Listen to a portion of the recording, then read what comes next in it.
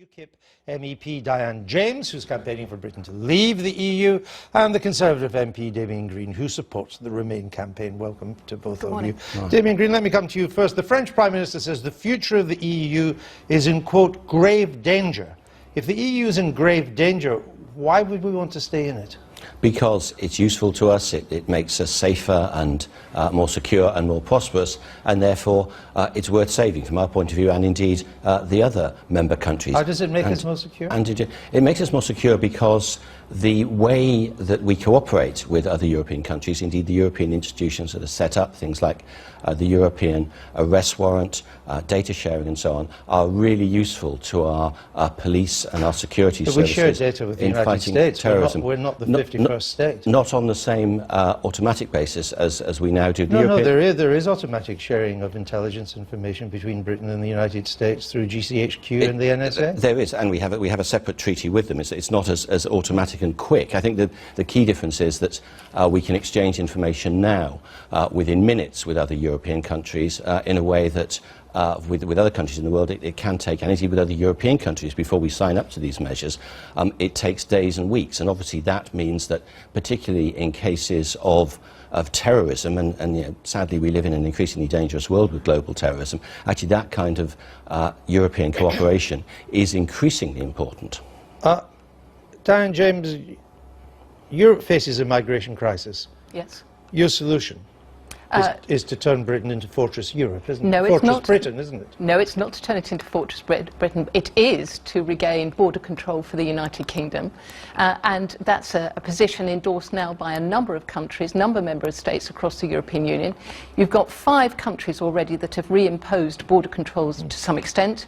And, in the last week we've had France say that they will extend their border control, their passport control, as an emergency measure because of the terrorist attacks in Paris. Right. Now, border control is needed because under the current system, freedom of movement, people, services, transport and such also means freedom of movement for terrorists who come in, for weapons that come in over the Balkan states. But we have border controls. We don't have border controls, not sufficient border controls. If somebody comes in via, for instance, the Mediterranean states or via the Balkan states, they have then gained entry to the European member zone.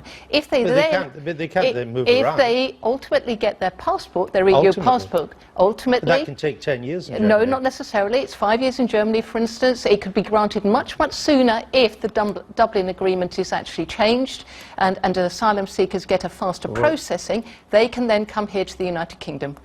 What do you say to that? Well, it's not 5 years in Germany, it's 8, and if you've got a criminal record, you can't get one. So the stuff that Nigel Farage was saying about those disgusting scenes in Cologne was just wrong. But I think it's almost ironic that if the Out campaign is saying that strong border controls are what we need, then actually pulling out of Europe would have the practical effect that our border controls that are currently at Calais, thanks to a treaty we've signed with the French government, would pretty certainly come back to Dover. So all those people we've seen in those wretched conditions in Calais wouldn't have to stay there because they would find it much easier to get to this country and claim asylum here. So actually... But if they couldn't get in, if they didn't qualify for asylum status, we'd have the power to deport them, would we not? We would, after a legal process. But the point is, the first point they'd be stopped wouldn't be Calais, when they're in France, but would be Dover, when they're in Britain. And once they're here, of course they can claim asylum, and we know, because we have proper legal processes, it takes a lot of time and a lot of expense to deal with that. Well, Damien, he's already accused me of getting my facts wrong. He's got his facts wrong here in terms of the agreement in terms of stationing our teams, our support staff, our policing, our border control in the French ports is a France-UK agreement. It's got nothing to do with the European Union. If you're now suggesting that the entente cordiale between France and the United Kingdom gets torn up just because we leave the European Union, I think that's fanciful and I think that's totally misleading. Well, so I'm sorry, I don't agree with you on that one. It's very simple. France signed that treaty with Britain as a fellow member of the European Union. Yeah. And the French Interior Minister has said that, of course, they would look at the Le Touquet Treaty. Of course it would be at risk. And do you think the people of Calais want that camp on their doorstep? Of course they don't. It would be in the French interest to stop doing us that favour. How would David Cameron's renegotiation of our membership help address any of this?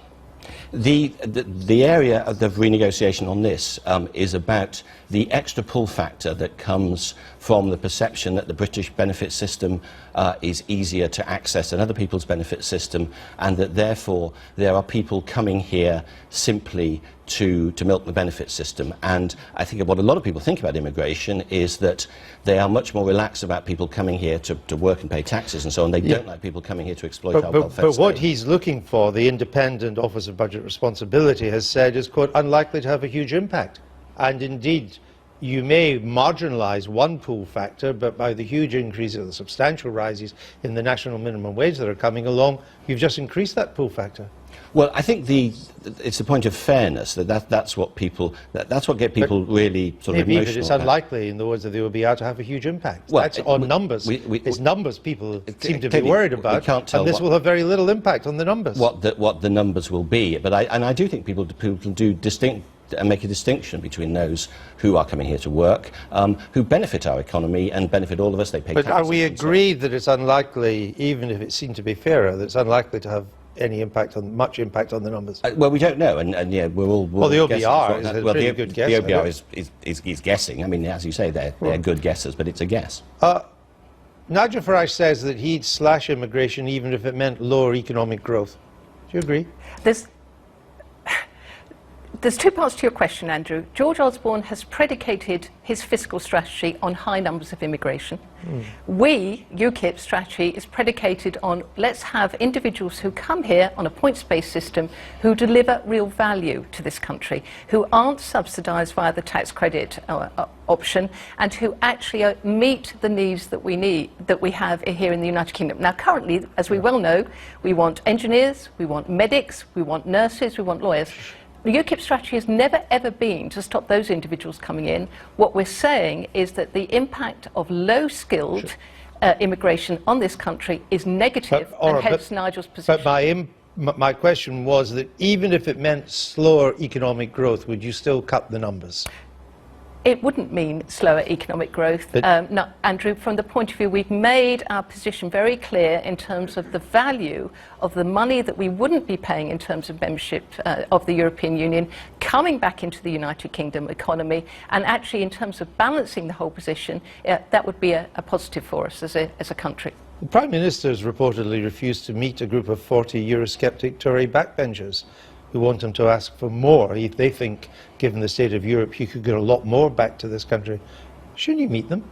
The Prime Minister meets backbenchers all the time. But he hasn't met this group. They wrote to him in November, and he hasn't met them. I think any backbencher who wants to meet the Prime Minister has ample opportunities to do so. I'm a backbencher.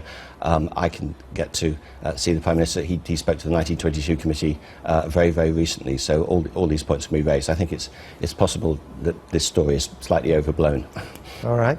Thank you very much, both of you. We'll be coming back to these issues in the weeks ahead. You didn't frankly have the balls to put country before party.